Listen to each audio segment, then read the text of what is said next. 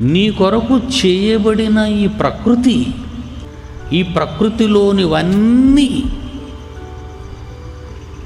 మీకు ఇష్టమని మర్చిపోకండి. ముక్కు ఎన్నో వాసనలు చెప్పగలుగుతుంది. ఆయన ప్రకృతిలో ఎన్ని సువాసనలను పుట్టించాడో, కలిగించాడో, అన్ని సువాసనలను ఆస్వాదించగలిగిన నాసికను దేవుడు నీకు ఇచ్చాడు, నాకు ఇచ్చాడు. వాసన రాగానే అది మల్లె పువ్వుదా, గులాబీ పువ్వుదా, సన్నజాజుదా, చామంతిదా ఎలా చెప్పగలుగుతున్నారు మీరంతా? అందరికీ ఉన్నదే ఒకే ముక్కు. ఆ ముక్కులో మరి ఆ లోపలి చర్మం, ఆ సెన్సర్స్ అంటారు దాన్ని, ఎలా చెప్పగలుగుతున్నాయి? మనిషి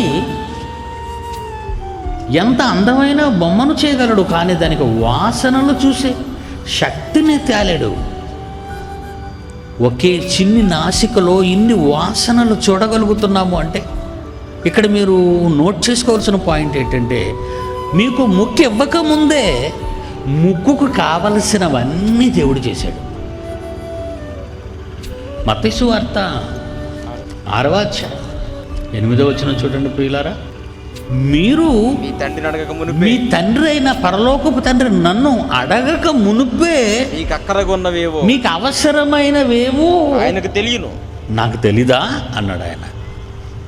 నాకు తెలీదా అవన్నీ? ప్రియులారా, ఈ మాట ఎంత అద్భుతం అండి. ఇవన్నీ నేను నీకు ఎందుకు ఇచ్చానో తెలుసా?